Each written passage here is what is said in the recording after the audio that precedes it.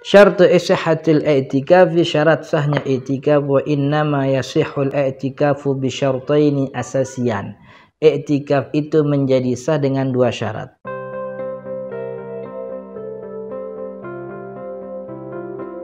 Dua syarat nih.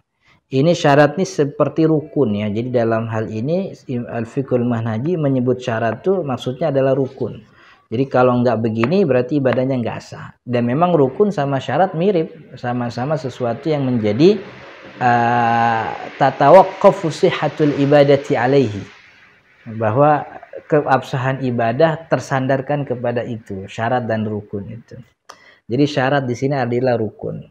Innama, sesungguhnya i'tikaf itu menjadi sah dengan dua syarat utama. Asyaratul awal, syarat yang pertama an-niyah, yaitu niat. Wa dzalika inda ibtida'ihah, dan itu niat terjadi ketika permulaan i'tikaf. Bagaimana? Bi ayyanwiyal muksa, dia berniat untuk muks, diam, fil masjidi, di dalam masjid, muddatan muayyanatan, muddah muayyanah, waktu dalam jangka waktu tertentu, lita'abudi, sebagai bentuk ritual peribadatan, tahqiqan lisunnati, sebagai penunaian atas sebuah sunnah Nabi. Jadi hukumnya sunnah kita tunaikan begitu. Falau dakhala al-masjida li ghardin dunyawiyyin, kalau ada orang yang masuk masjid. Tadi kan rukun atau syarat i'tikaf niat. Niat itu di awal, yaitu niatnya diam di masjid sebagai ibadah dan juga sebagai kesunahan begitu. Falau dakhala al-masjida, kalau seandainya ada orang masuk masjid li ghardin dunyawiyyin, tujuannya dunia. Maksudnya tujuan dunia itu bukan buat ibadah, ya dia mau nyolok HP doang, mau ngelongok jam doang begitu. Lam yakhtur bibalihi ayyu qasdin begitu. Tidak pernah terbesit di dalam dirinya maksud apapun, lam yu'tabaru lubsuhu fil masjidi, maka diamnya di masjid tidak dihitung i'tikafan syar'iyyan.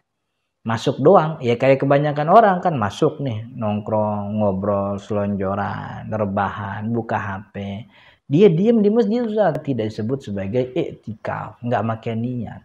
Niat itu membedakan antara ibadah dan kebiasaan, begitu.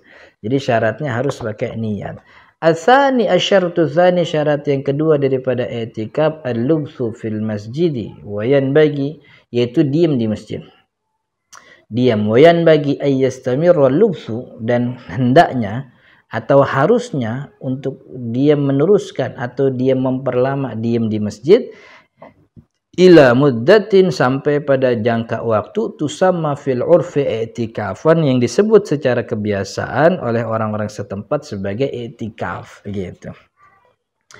Wa yadkhulu, jadi standar i'tikaf lamanya diserahkan kepada urf. Kalau urf itu bilang i'tikaf gitu. Tapi kalau cuman sebentar, orang sih nggak nyebut i'tikaf, maka nggak bisa jadi i'tikaf walaupun niat. Jadi kadar waktu minimal orang dikatakan i'tikaf adalah al-urf, kebiasaan yang disebut sebagai i'tikaf oleh kebanyakan orang. Tapi kalau dalam mazhab kalau dalam kitabnya Nihayatuz Zain, Imam Nawawi Banten justru mengatakan i'tikaf itu muddat tuma'ninah fi shalah. Jangka waktunya seukuran tuma'ninah di salat. Tuma'ninah dalam salat itu 4 detik. Karena kan ukuran tuma'ninah itu kan subhanallah. Subhanallah 4 detik gitu. Nah, tapi ini lebih banyak karena orang kalau di 4 detik nggak disebut i'tikaf. Wa yadkhulu fi hadha syarti syurutu jawazil lubsi fil masjid. Nah, dan masuk dalam syarat ini ada syarat-syarat di mana orang boleh diam. Karena ada orang yang nggak boleh diam di masjid. Maka untuk menunaikan syarat yang kedua, yaitu diam di masjid, dia harus terpenuhi dalam dirinya syarat kebolehan dia diam di masjid.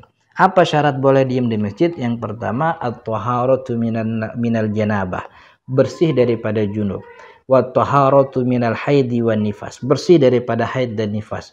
Wa khuluwi thawbi wal badani, badan dan bajunya, min najasatin, suci daripada najis.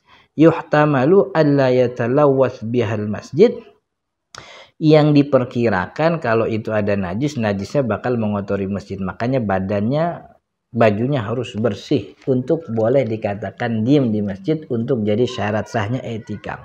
Fa in kharaja minal masjidi, kalau kemudian dia keluar dari masjid li ghairi udhrin, tanpa ada uzur, nanti dijelaskan uzurnya apa. In qata'a i'tikafuhu, berhenti i'tikafnya. Jadi niatnya dari maghrib sampai subuh, tapi tengah malam keluar, berhenti i'tikafnya. Ay batal, atau batal. Amma idza kharaja li udhrin, tapi kalau dia keluar karena sebab uzur, wa ada lam yanqati, kemudian dia balik lagi, lam yanqati, maka i'tikafnya tidak putus, terus jalan i'tikafnya gitu. Wa kana fi hukmil mutatabi, dan dia hukumnya sama seperti orang yang tatabu, terus-terusan i'tikaf. Lagi di luar itu karena ada hajatnya, mungkin seperti buang air besar karena di masjid nggak ada WC-nya misalnya, atau juga ke WC yang di luar masjid kan juga jatuhnya udah keluar, tapi kan itu hajat, maka selama dia keluar itu dia masih disebut mutatabi'ul i'tikaf, orang yang masih terus-terusan i'tikaf begitu. Hadza, dan ini wala yushtaratu li sihhati li tahsili sunnatil i'tikaf as-shaum. Ini semua syarat yang tadi tuh, niat dan juga diam di masjid, tidak disyaratkan untuk mendapatkan kesunahan i'tikaf as-shaum, yaitu berpuasa. Jadi puasa enggak puasa tetap boleh i'tikaf. Artinya tidak mesti kalau i'tikaf tuh harus lagi bulan puasa, enggak.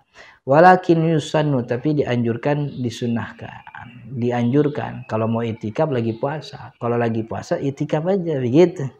Wa dalilu dzalika, dan dalil yang disebutkan, dalil tentang kesunahan i'tikaf dalam puasa atau kesunahan kalau orang yang lagi puasa ya i'tikaf, ma rawahul Hakim, apa yang diriwayatkan oleh Imam Al-Hakim, an Ibnu Abbas radhiyallahu anhuma, dari sahabat Ibnu Abbas radhiyallahu anhuma, inna nabiyya, bahwasanya Nabi Muhammad sallallahu alaihi wasallam qala, beliau mengatakan, laisa 'alal mu'takifi siyamun, tidak ada bagi orang mu'takif itu keharusan berpuasa, illa, kecuali ayyaj'alahu 'ala nafsih, kecuali emang dia mau puasa sendiri gitu, puasa sunnah maksudnya.